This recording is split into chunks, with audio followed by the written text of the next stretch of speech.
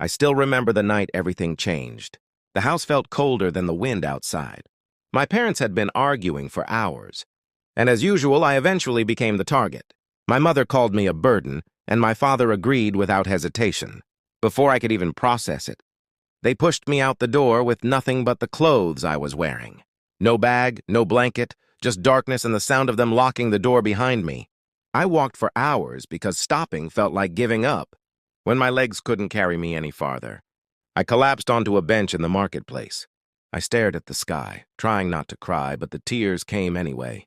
Not because of fear, but because the people who should have loved me chose to throw me away. The next morning, life moved around me as if I didn't exist.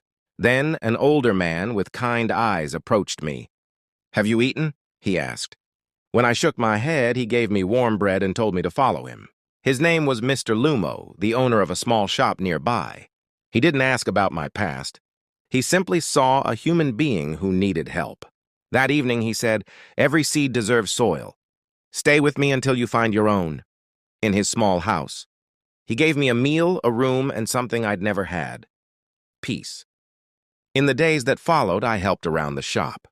I learned to clean, arrange items, talk to customers, manage stock, even handle small finances. At night, he made me study. Slowly, he became the father I had wished for. Patient, steady, proud of my small steps.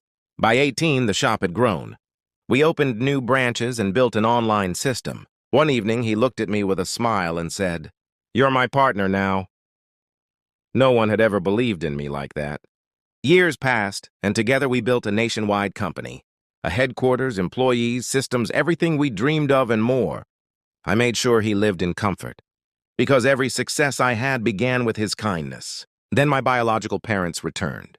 Suddenly they were proud, suddenly loving, but their eyes held only greed. They wanted my company, my wealth, my achievements. Their attempts to manipulate things backfired, and they lost their home, their money, and the life they once bragged about. One day they came to my office begging for help. I looked at them and felt nothing. They were strangers with familiar faces. I told them, "I'll help you, but only on one condition. From today, you never disturb my life again." Their pride broke instantly. They agreed. I placed them in a small house far from my world, and I walked away without turning back. That night, Mr. Lumo said, "You helped them because you refused to become like them." And he was right. Family isn't defined by blood, but by those who give you a chance to grow. I was the boy they threw away, but I became the man who built an empire. Not for revenge, but for the one person who believed in me first.